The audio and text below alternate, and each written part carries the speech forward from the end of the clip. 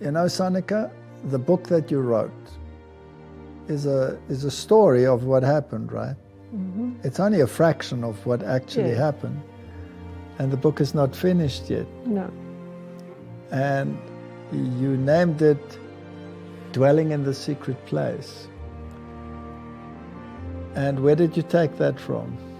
Well, it comes from Psalms 91, verse 1. And let me read it to you. All right. Because I think it is very fitting. He that dwelleth in the secret place of the Most High shall abide under the shadow of the Almighty. I will say of the Lord, He is my refuge and my fortress, my God, in Him will I trust. How can you trust in God if you do not have experiences where you learn to be dependent upon Him, even to the point of death? And the secret place is there where you commune with God, that where He teaches you, that where He teaches you what His character is about. That is the secret place where only you and Him can understand. It's like that song, I come to the garden alone. Yes. Yes. And then you will... While the dew is still on the roses. Yes. And then it says, surely He shall deliver me from the snare of the fowler and from the noisome pestilence. We've had both. Yes. We've had many a fowler who tried to snare us. And we've had some noisome pestilences that have plagued us. He shall cover thee with His feathers, and under His wings shalt thou trust. His truth shall be thy shield and buckler. So when things go wrong and people say it's this, that, and the other, you've done something wrong, it's your diet, it's this, that, and the other, and you end up in hospital and they say, what do you eat? Is that what made you sick? And then eventually they say, I've never seen someone recover so quickly. Whatever it is you're eating, please continue that way. Isn't that right? Mm-hmm. And thou shalt not be afraid of the terror by night, nor of the arrow that flieth by day, nor for the pestilence that walketh in darkness, nor for the destruction that waiteth at noonday. I think we've experienced all of that. But we haven't experienced this yet. 1,000 shall fall at thy side, and 10,000 at thy right hand, but it shall not come nigh thee. Only with thine eyes shalt thou behold and see the reward of the wicked. That's the time in history where we are now. Yes. Very soon, God will end this calamity that is taking place on this earth. And then there will be made a difference between those that believe and those that don't. That's the promise. Mm-hmm. But before you get to that promise, you have many terrors by night, pestilences, fowlers.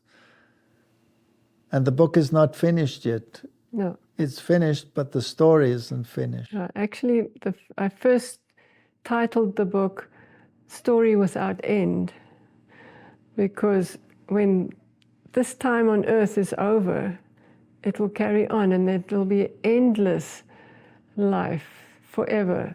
That's true, but at the moment, you have to dwell in the secret place of the Most High, or else you will not. Or else you will give up. Yes. Don't give up. No. Don't give up. No.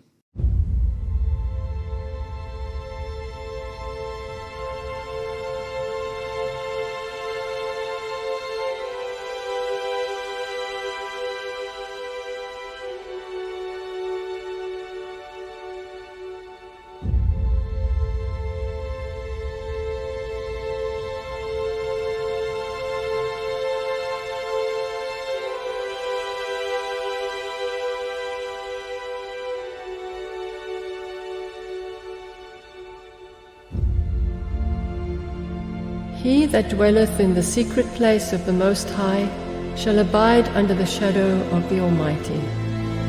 I will say of the Lord, He is my refuge and my fortress, my God, in Him will I trust.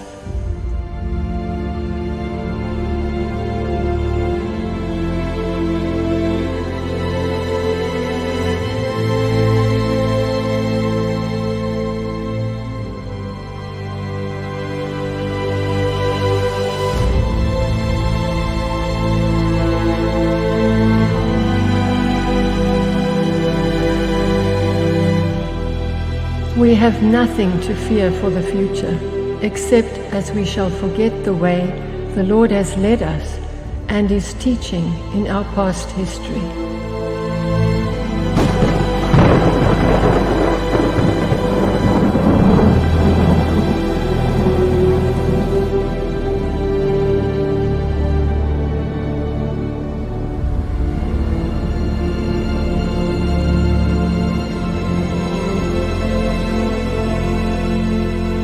This is Sam. We call him Sam because we don't know whether he's a Samantha or whether he's a Samuel. And that will be decided when he lays an egg or not. So for the moment, he's just Sam.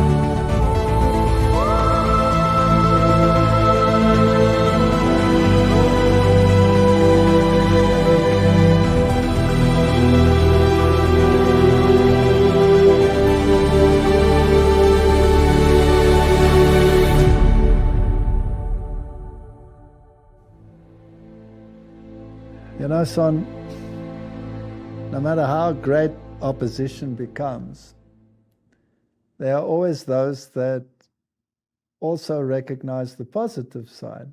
So it's not all negative. Uncle Frenchie always says, 2 men behind the bars, one saw mud and one saw stars. So you can make it your life's business to look at the mud, or you could make it your life's business to concentrate on the stars. Now, not everybody in this church is against what we preach. There are many people that have accepted the truth because of it. And there are many that have been in the church for many, many years, 3rd, 4th, 5th generation, and they appreciate many of the things we do. And I remember one conference president saying to me, he cannot understand how I can preach like this. So he attended a whole series of mine. He says he was so nervous when I spoke the way I do that he literally held on to his chair not to run out of the hall. He held onto his chair. And he said after a while he realized that the only one who wanted to run out of the hall was him. Remember that? Yes, I remember. He told us. Yeah. And then he said all the others were listening. And decisions were made. And people accepted the truth. And then he realized that different people need different things, and there are different methods and ways in which you can preach the gospel. My method and our method was clean out the house, clean out the garbage so that you can see the beautiful stones. Mm. Other people speak only about the beautiful stones, and people come in and they see the mud and the dirt and they walk right out. Exactly. So what about doing it the other way around? Preach about the mud that has to be removed so that you can appreciate the beautiful stones. And then when you come in and you see the mud and you say, I know there's mud, But there are beautiful stones here.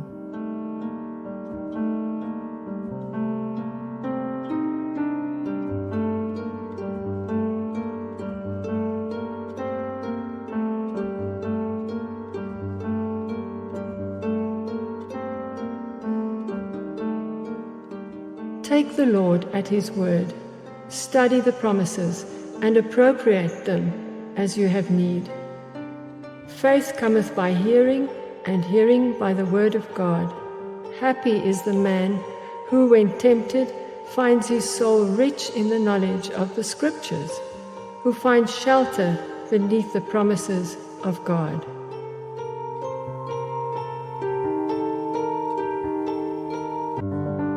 And that conference president later became a union president, and then he decided that it was time that I should be ordained as a pastor. And at a huge camp meeting with many speakers from overseas, some of whom are dead now already. One of them was Richard O'Phil, remember him? Yes, yes. They were all there when I was ordained as a pastor. Now, the ordination in itself is like a stamp of approval of the church. So it's something to cherish. Mm-hmm. But it's also a passport to be able to preach.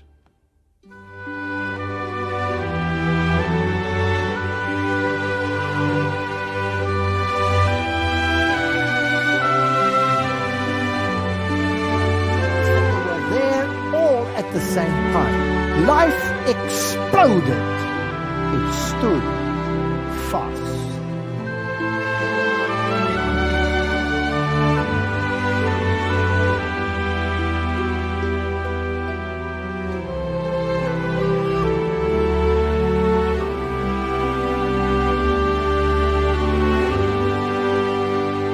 Nothing exploded and created everything.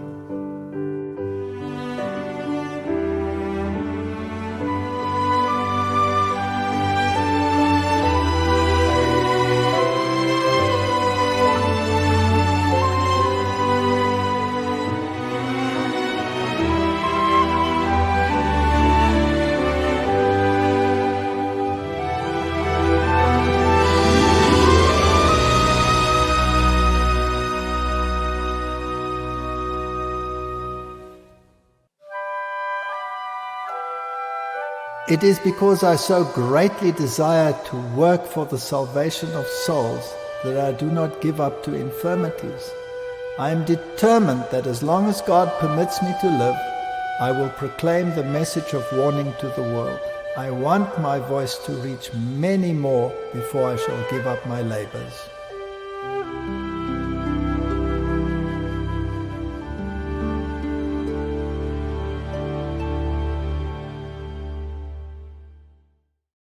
But not all countries are as happy to accept this kind of preaching, and some, particularly in Europe, were very anti and would not appreciate the fact that I actually was ordained.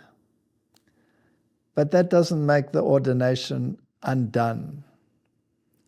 And no matter what the trials are, no matter what the tribulations are, I've learned over the years that the greater the opposition to the truth, the more prominent the truth becomes. Yeah. So if you go to Europe, for example, and a church leader makes a huge noise and warns everybody never to attend that man's lectures, it's the best advertisement that could be made, mm-hmm. and then the halls are full. Yeah. Remember that? Yes, I remember. How many times that happened? Yes. But coming back to the president who ordained you, at that camp meeting, he appreciated evangelism. And at that camp meeting, he said, people, we are going to take up money. When we take up the offering today, it's going to go to evangelism. And they were all against him and said, no, it has to go to... They were in debt. To cover the debt of the church. They were in debt. And then he said, no, we are going to use it for evangelism. And can you remember what happened then? They said, all right, let's take up a second offering then. So they took up the biggest offering they had ever taken up, and it went all to evangelism. And he said, let's take up a second offering. And through that offering, the entire church came out of debt. Yes. So God is amazing. He wants you to think about his message first, and all these things will be added unto you. Yes. So when in Europe they preach against the truth and they try to prevent you from preaching, it does nothing other than advertising. Mm-hmm. And when they accused me before the courts of Germany, and eventually that investigation took 1 year to complete, and you didn't know what the outcome was going to be. They told you that you must be ready to go fly there and to be in court. Yes, and then maybe be imprisoned. Yes. And the government exonerated me completely. And then you would expect the church to say, well, sorry, we made a mistake. But to this day, that has not been forthcoming. But it doesn't matter. No. The people know what the truth is. And God knows. And God knows what the truth is. And the truth will triumph no matter what they do.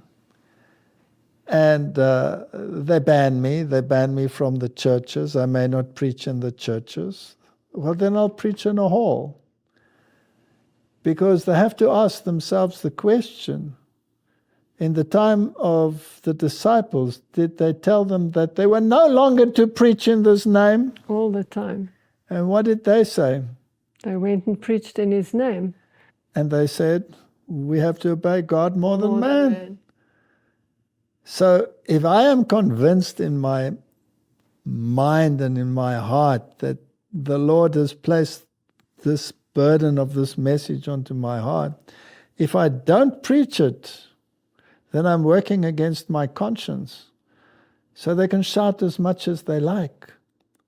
Now, if their shouting convinced me that there were no fruits, then I would stop.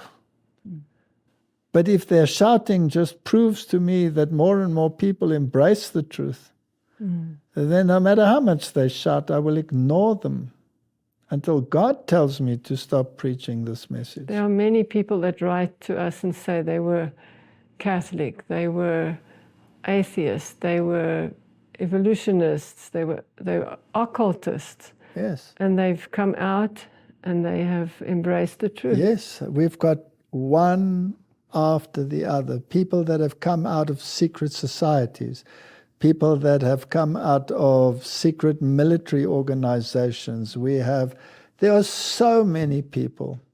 And the interesting thing to me is that it covers the entire spectrum, from the poorest of the poor to the most famous of the most famous, from film stars to people with very little education. And it covers the entire spectrum. And you say to yourself, should they not have the opportunity to hear this truth? Of course. One leader told me, very prominent leader, he said to me, you will not preach these things. You will stop immediately. And he commanded me to stop. And I walked out of there and I said, Lord, what do I do with this? And as I walked out, a young man came and hugged me and said, I was a New Ager. Thank you for preaching the truth. And I walked into a hall and Uncle Frenchy was with me, and the man came up to me and said, thank you for preaching the truth. I have accepted it. And he was a neurosurgeon. And then a third one came, and he was a evolutionary geologist, and he had accepted the truth. And I said to him, should they not believe these things? So I could safely ignore or what that person had said. Why do they say these things? Because they love, like our cat, to bask in the sunshine of acceptance with the other churches. You can't listen to that. They are scared, maybe even scared of consequences that for persecution. I think the Spirit of Prophecy says very clearly that when persecution comes, those people will not have been fortified through the trials for standing for the truth. Yes, in this world you will have tribulation.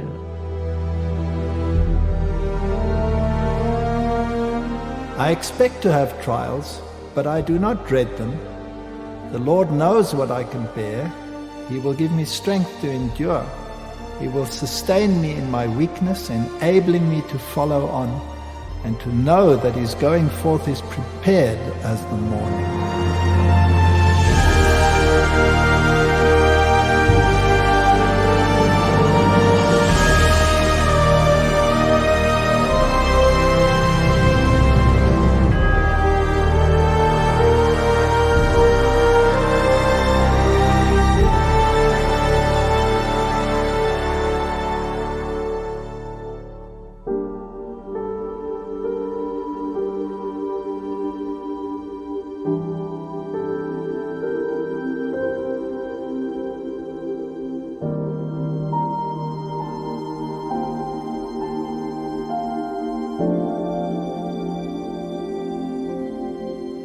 As the sun sets behind me, I cannot help but wonder whether the sand of time for this world is running out.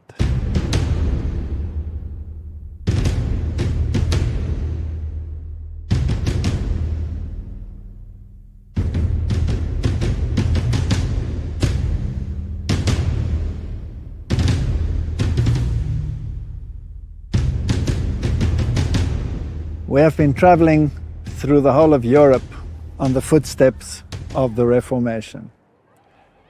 What is it that drives us? We believe that God's people in the end of time must be restorers of the breach, restorers of paths to dwell in. We believe that the commandments of God that have been downtrodden must be restored. We believe that the world needs to hear a message, the three angels' message, as recorded in the chapter 14 of the book of Revelation. And we have been in some remarkable situations. God has opened doors for us. It was incredible. We got into places and stood in places where we never thought we would be able to stand.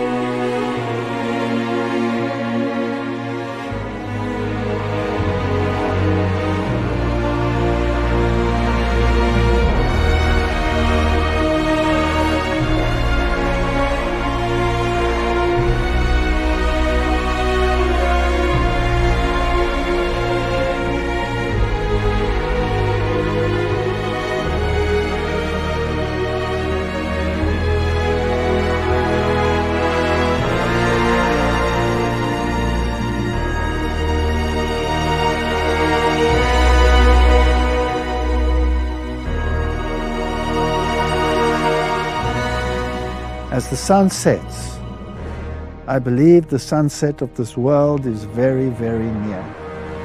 And we have to make an individual choice. We cannot hide behind ecclesiastical powers. We cannot hide behind the authorities of the world. We have to base our decisions on the Word of God. And therefore today, if you hear His voice, do not harden your heart.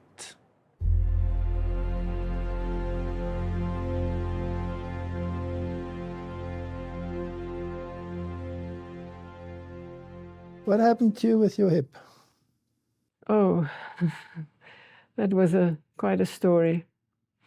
We had our daughter Tanya for the weekend. She was a rep for a medical firm, and she was visiting us for the weekend, and we watched Bunyan's Pilgrim's Progress, and something happened to her, and she said, "Wow, I understand now what the Christian walk is." Why it is such a tough walk. Yes. And then she, that morning, early 6 o'clock the morning, she left, and you were out fixing a pipe on the farm, and I realized we hadn't prayed with her, because she's now, at the stage where she's realizing what is truth, but she's still not firm in the truth.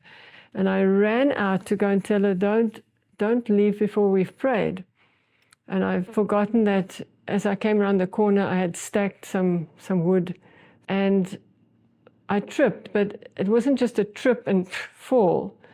It was a trip which flung me right into the air. It felt like it was a wind that lifted me, and I came crashing onto the paving, and it was rough bricks, because I could actually hear this part tear. I could hear it because it was next to my ear. You still see the scar there. Yes, I could hear the flesh tear. It was a big wound, and I couldn't get up, and then I was screaming, and then you came.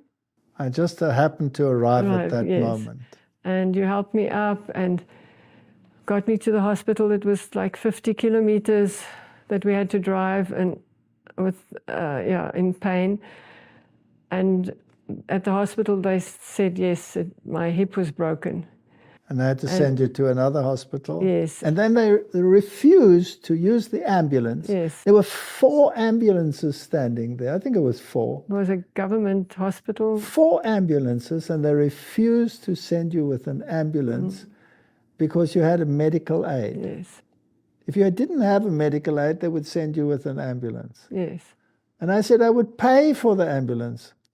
But that woman was so stubborn. She refused. That the doctor was so angry with her, and the doctor scolded her, but she just stood there and said, no ambulance. So he helped me, and we pulled you into the car, onto the back seat via the sheet. We pulled you off the bed, the trolley, and pulled you into the car. And I had to drive those rough roads with another you. 100 kilometers. 100 kilometers to the next hospital. Yes. Where they operated you. And then they discovered that your entire hip was shattered. They needed to get bone, and they didn't have any. They didn't have artificial bone. So they found another hospital which was 80 kilometers away, and they had bone. And they put the bone into a car and drove it to this hospital, but halfway there was a police stop that caused the traffic jam for kilometers, and so 8 hours you were on the operating table. Waiting for bone. And then the surgeon came out to me and he said, where were you when this accident took place? And I said, I was out in the field fixing pipes. He said, do you have any witnesses for that? And I thought to myself, what is this man getting at? I said, why? Is there something wrong? He says, this is no normal accident. This looks like a head-on collision, as if somebody took a big pole and smashed a hip. I want to know where you were and whether you have witnesses. I thought to myself, wow, this man thinks I did it.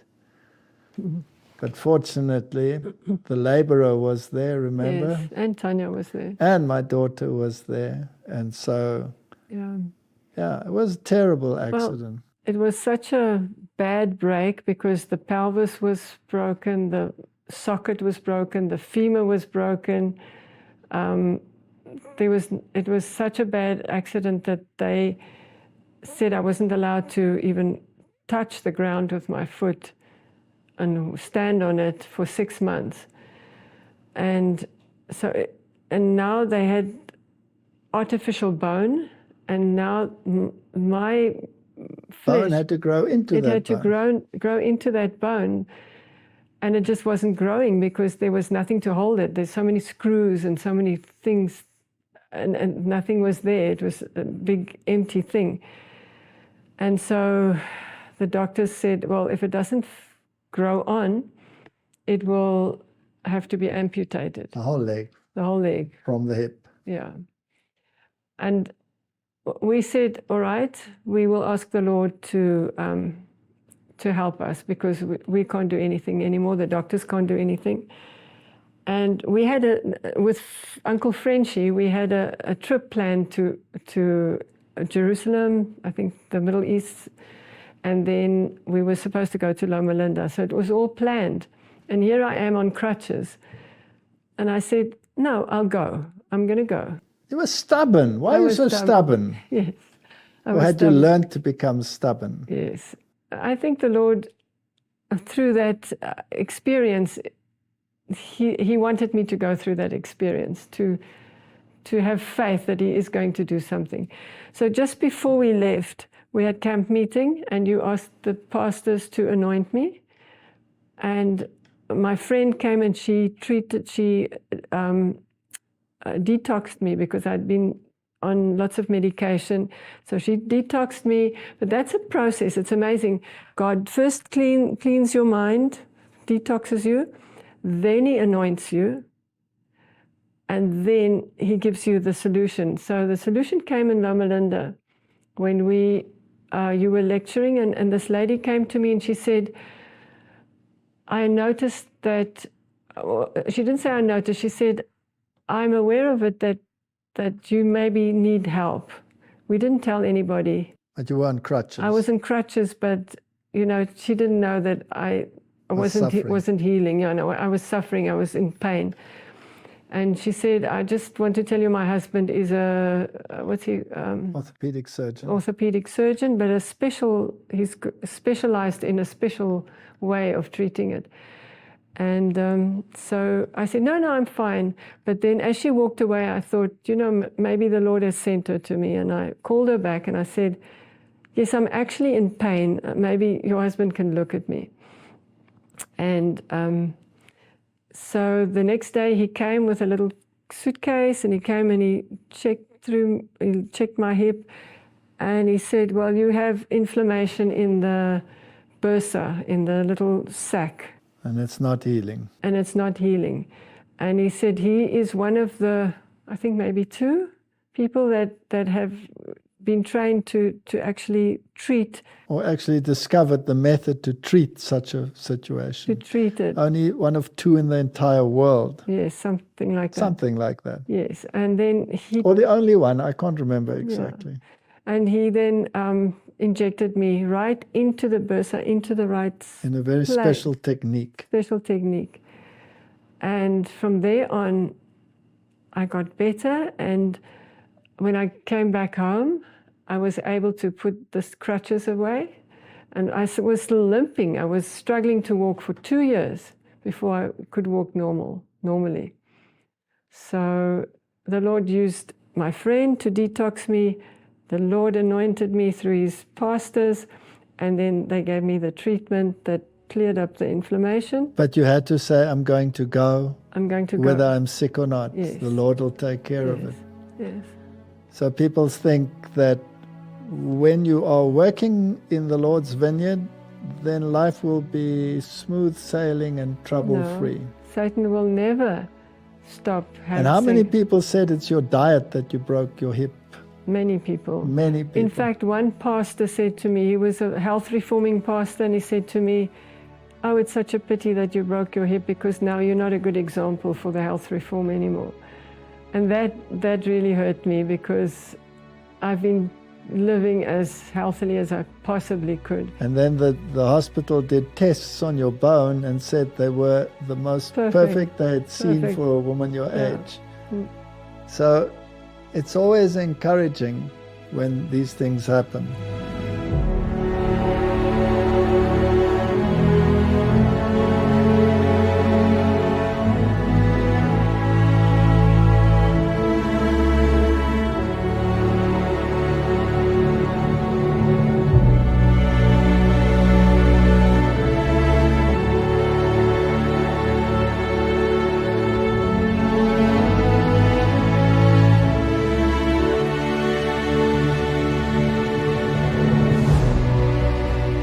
through my long affliction, I have been most signally blessed of God. In the most severe conflicts with intense pain, I realized the assurance, my grace is sufficient for you. At times when it seemed that I could not endure the pain, when unable to sleep, I looked to Jesus by faith, and His presence was with me. Every shade of darkness rolled away.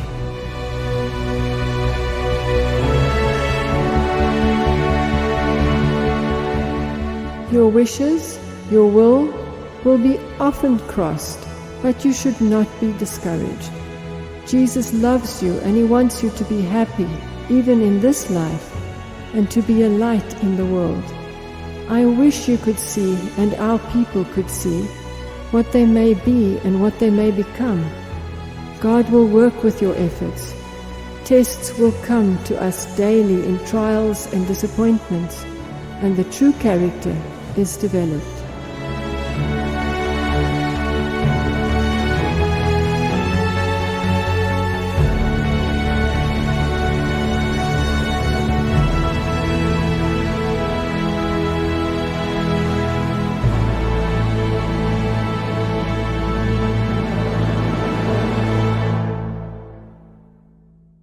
And it doesn't mean that the trials and the tribulations will stop. And sometimes you need wake-up calls. Mm-hmm. And through circumstances, and especially when COVID came along and traveling was impossible, through many, many circumstances that I don't think I need to talk about at the moment, we were compelled to start our own ministry, which is Clash of Minds. And we started the WhatsApp program. And we started so small, and God has helped us to build up a presence in the world, especially through the WhatsApp Prof. And now we have a health ministry, and we're going to start a school. And when we got all of these things going, you got sick. Yes. And you got terribly, terribly sick from all of the repercussions of all of those horrendous things that went wrong with you, and all the things that had grown together in your intestines. And this was a year ago, right? Mm-hmm. And I had to rush you back into the hospital, and they had to do an emergency operation on you, and you just shrunk away to nothing. How many kilos did you lose? Oh, 15 kilos. You lost 15 kilos. And I looked at you and I thought to myself, is this where it's going to end? Our little sojourn together is going to end? And we were prepared that this time round you would not recover. Mm-hmm. But here you are, still going. Praise God. And exactly 1 year later. Exactly. August to August. August to August. So this August, I got sick. Out of the blue. And it got so bad that I also thought I wasn't going to make it. I thought I was going to bury you. You were ready to bury me? Mm-hmm. And then you rushed me through to that hospital after that doctor said, you better go immediately. And I said to you on the way, it's 120 kilometers away? I said to you, I don't think we're going to get there. Or I'm not going to get there. But I got there. Yes, and here you are. Here I am, and they did an emergency procedure on me, and then I got a terrible infection. And it was one of those antibiotic-resistant infections. And it was touch and go whether I would live or whether I would not live. We tried everything natural and everything under the sun, and nothing worked. And then I got to the point where I said, okay, God, there's nothing I can do anymore. I also lost 15 kilograms. Mm-hmm. And if there's nothing I can do, then the only one that can help now is you. And I totally surrender the situation to you. And again, I ended up in hospital. And I lay there, and they had to again do a procedure. And I spoke to God, and I said to him, I'm happy to die, because I've had a very full life, a very interesting life, probably more interesting than most people have. I've had many ups and I've had many downs, and I'm still here, and I'm grateful for that. But then I said to him, Lord, the three angels' messages, they need to be preached. And the loud cry needs to be preached.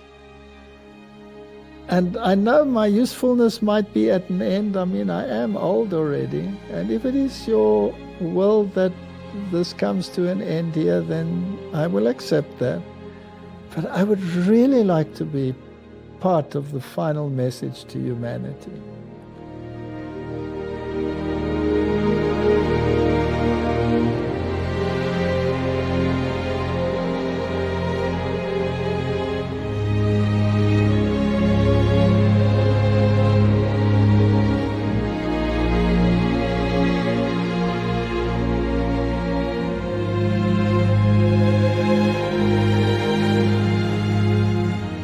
For a great many years, I've been engaged in active labor, speaking to the people and writing out the instruction opened before me.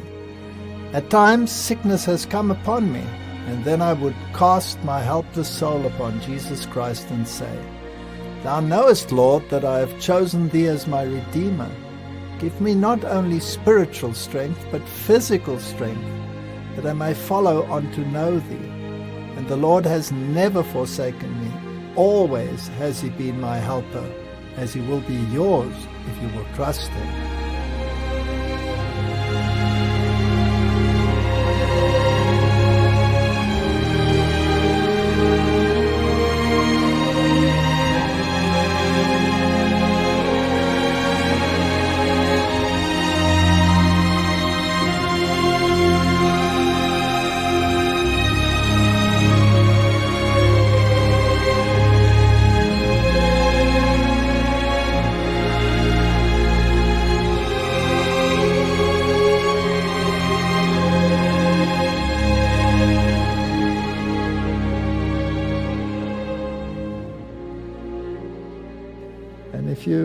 If you seek your way clear to make that possible, then I surrender it to you. And from that time on, I was placed in 3 different wards.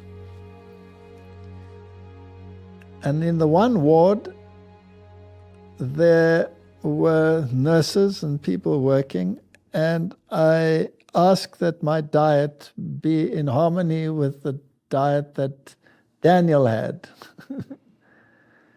And they were so interested, and they said, why do you do this? I was sick as a dog. I had fevers. I was shaking from this infection, and they couldn't bring it under control. And normally, eventually, those infections, they kill you. And I had the opportunity to speak to a number of the staff members. And even though I was so sick, many of them said, no, they understand. They want to change their lifestyles. And then I went from there to the operating theater, and from there I went to the ICU. And I was supposed to be in the ICU only for 1 day, but I ended up there for 3 days. Because they couldn't quite agree how to handle my situation. And in the end, a third specialist came round, and he looked at me, and this was the 3rd day now, and he looked at me and he said, aren't you Walter Veith? Because he looked at my name, of course. He said, aren't you the famous Walter Veith? And I said, no, I'm not famous, I'm infamous. I was attached to all of these tubes, and the siren was going off because my oxygen levels weren't right because I was in a lot of pain and a lot of situations. And he said to me, many, many years ago, I saw a DVD of yours. It was about 10 years ago. I said, okay. And he said, it was interesting. And I got it from an old school friend of mine who I've been friends with for many years. And he was an Adventist. And I have a lot of respect for him, and I love him because he's my friend, but I don't really understand why he has this strange religion.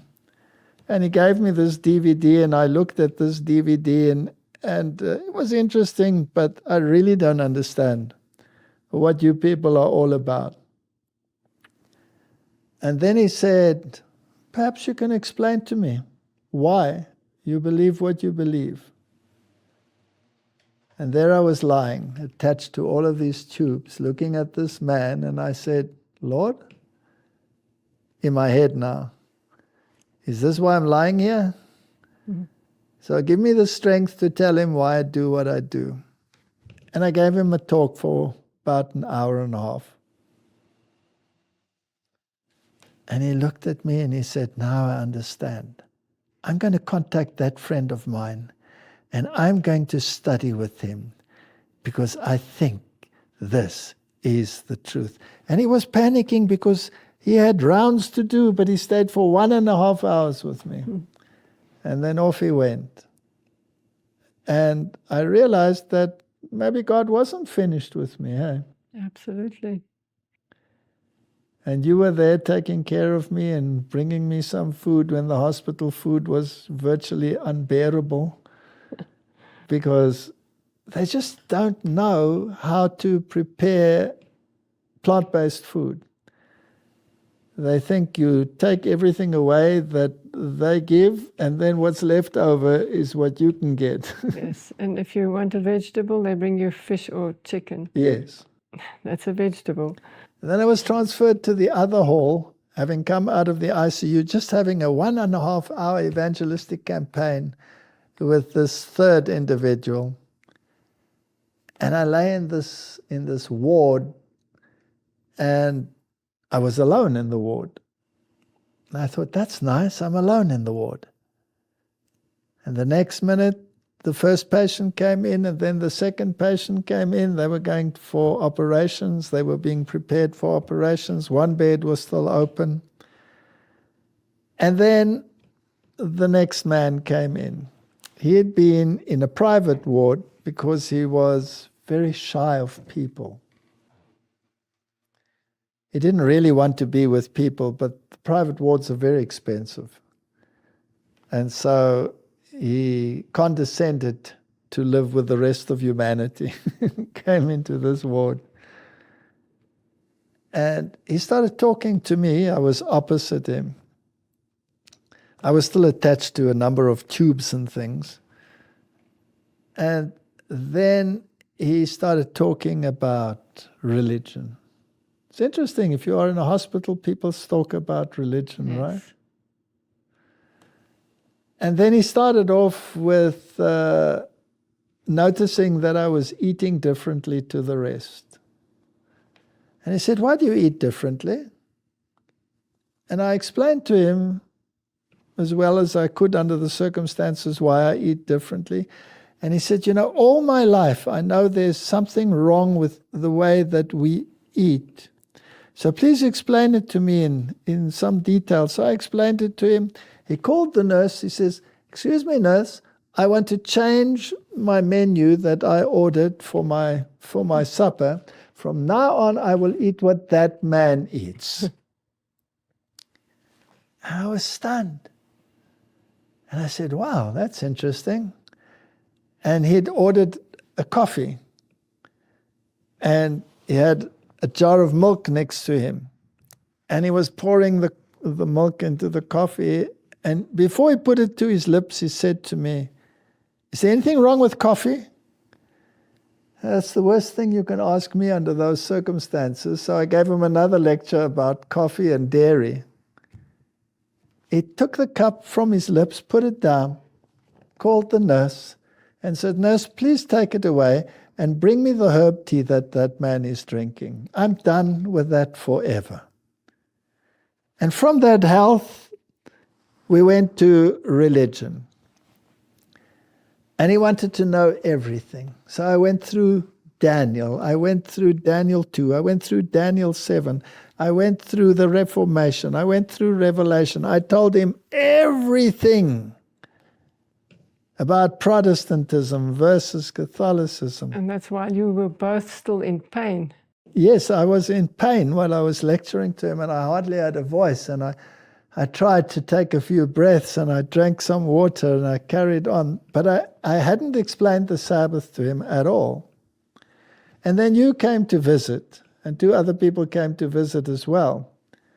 And they started talking to him, and he was so excited. Remember that? Mm-hmm.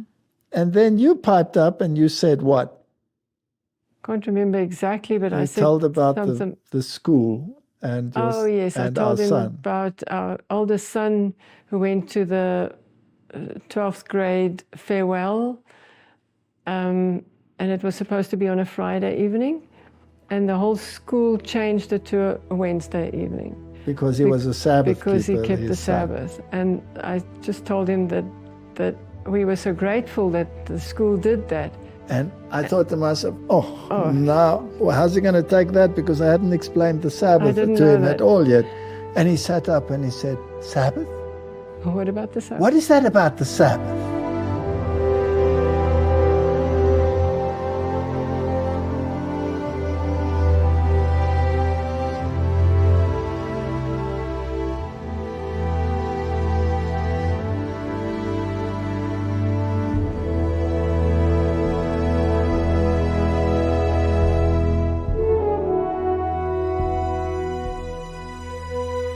Remember the Sabbath day, to keep it holy. 6 days shalt thou labor, and do all thy work. But the 7th day is the Sabbath of the Lord thy God. In it thou shalt not do any work, thou, nor thy son, nor thy daughter, thy manservant, nor thy maidservant, nor thy cattle, nor thy stranger that is within thy gates. For in 6 days the Lord made heaven and earth, the sea and all that in them is, and rested the 7th day. Wherefore the Lord blessed the Sabbath day, and hallowed it.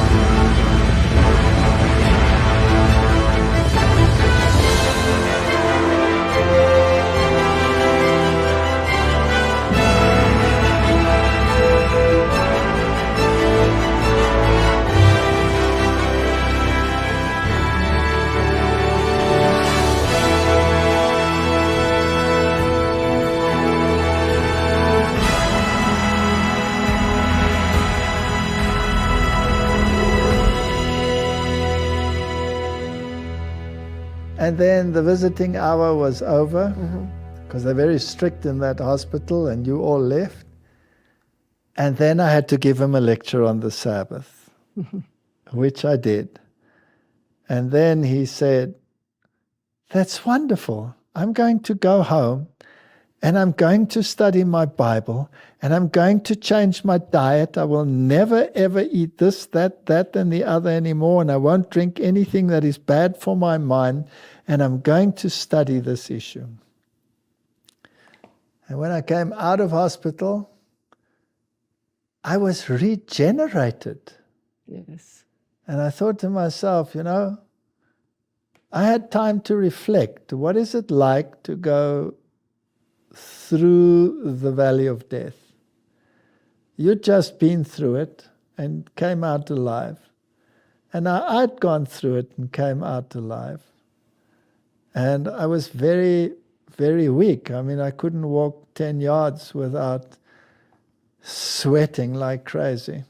And it makes you appreciate life again. Yes. That God gives us time still to do His work and finish the work. And I realized that God wasn't finished yet. And when I said, Lord, I'm ready to go, He gave me 3 campaigns to do in a hospital. And those people would probably have never heard that if I hadn't been there.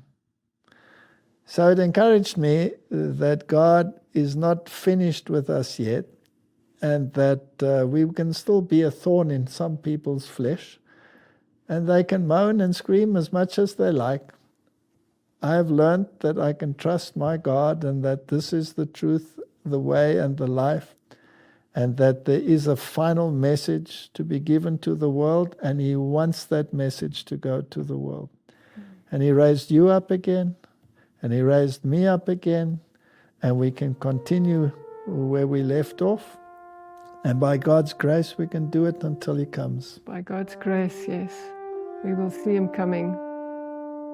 So let's encourage the people and say, don't give up. Don't ever give up. Just carry on, no matter what the devil throws at you.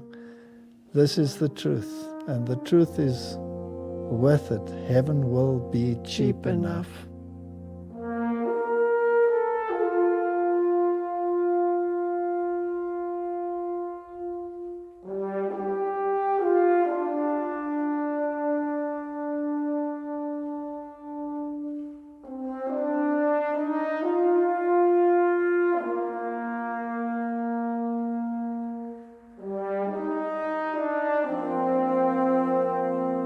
We tried to call up our greatest trials, but they looked so small compared with the far more exceeding and eternal weight of glory that surrounded us, that we could not speak them out, and we all cried out, Hallelujah! Heaven is cheap enough. And we touched our golden harps and made heaven's arches ring.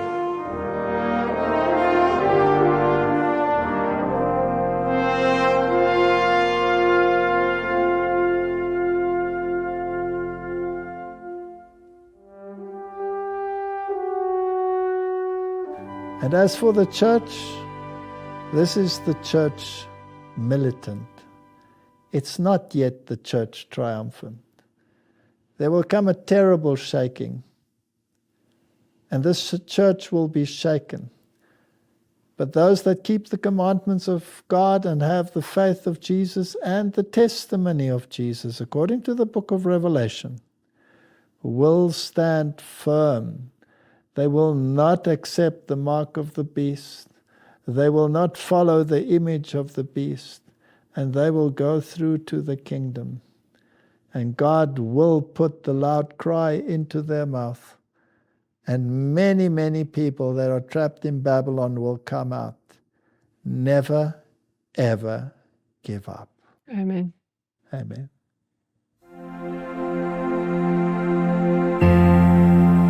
And I heard a great voice out of heaven saying, Behold, the tabernacle of God is with men, and He will dwell with them, and they shall be His people, and God Himself shall be with them, and be their God.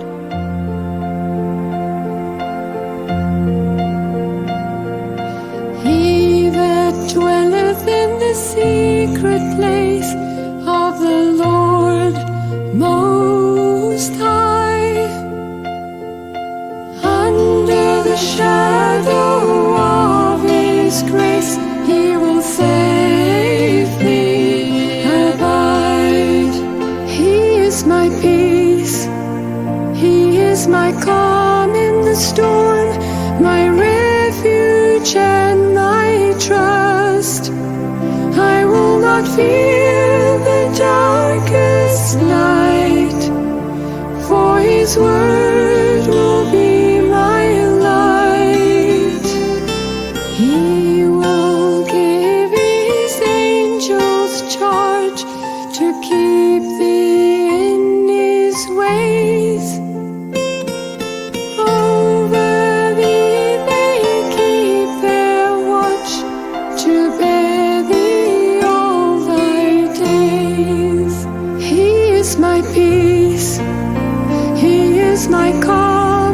storm, my refuge and my trust. I will not fear the darkest night, for His word will be my light.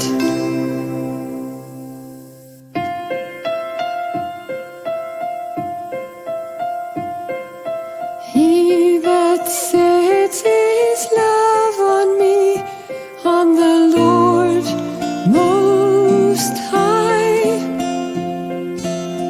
I will honor and answer Him, and with long life satisfy. He is my peace, He is my calm in the storm, my refuge and my trust.